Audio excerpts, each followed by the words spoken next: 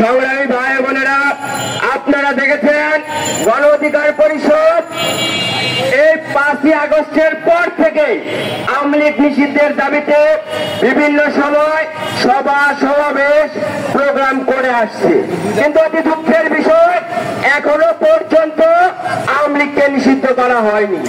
অথচ ছাত্র শ্রমিক জনতা রক্ত দিয়ে 5ই আগস্ট আওয়ামী লীগ কিন্তু নিষিদ্ধ করে দিয়েছে, কিন্তু কাগজে কলমে এখনো পর্যন্ত এটা বাস্তবায়ন করা হয়নি। আমরা দাবি জানাই অনতিবিলম্বে কাগজে কলমে গণহত্যাকারী সন্ত্রাসী দল হিসাবে এই আওয়ামী লীগকে নিষিদ্ধ করতে হবে। যারা এই দেশের মানুষের উপর গণহত্যা চালায়, যারা এই দেশের মানুষকে নির্বিচারে গুলি চালায়, যাদের কাছে এই দেশের আলেম সমাজ নিরাপদ না, যাদের কাছে সেনাবাহিনীর কর্মকর্তা পর্যন্ত নিরাপদ না। আপনারা বিডিআর বিদ্রোহ কর্মকাণ্ড দেখেছেন, শাপলা চত্বরের গণহত্যা দেখেছেন, অবৈধ নির্বাচন দেখেছেন, ভোটবিহীন নির্বাচন দেখেছেন, সর্বশেষ 24-এ যে জুলাই গণহত্যায় ফ্যাসিস্ট স্বৈরাচারে আওয়ামী লীগ সরকার করেছে, এই দেশে আওয়ামী লীগ সরকারের রাজনীতি করবার কোন অধিকার নেই। তাই আমরা দাবি জানাই অনতিবিলম্বে আওয়ামী লীগকে নিষিদ্ধ করতে হবে।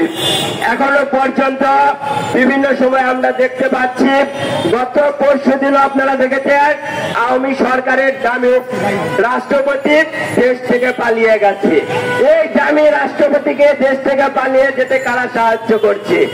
এই দামি রাষ্ট্রপতিকে যারা দেশ থেকে পালিয়ে যেতে সাহায্য করেছে তাদেরকে বিচারের আওতায় আনতে হবে। ছাত্র শ্রমিক জনতারা কোন সন্ত্রাসীকে দেশ থেকে পালিয়ে যাওয়ার জন্য জীবন দেয়নি, কোন সন্ত্রাসীকে দেশ থেকে পালিয়ে যাওয়ার জন্য রক্ত দেয়নি। আমরা দাবি জানাই অনতিবিলম্বে এই পালিয়ে যেতে যারা সহযোগিতা করেছে এদেরকে রাষ্ট্রীয় আইনে বিচারের দাবি জানাই। এমনকি এই সরকার কিন্তু রক্তের উপর দাঁড়িয়ে গড়ে ওঠা সরকার, অথচ এখনো পর্যন্ত সন্ত্রাসীদের কোন বিচারের আওতায় আনছে না।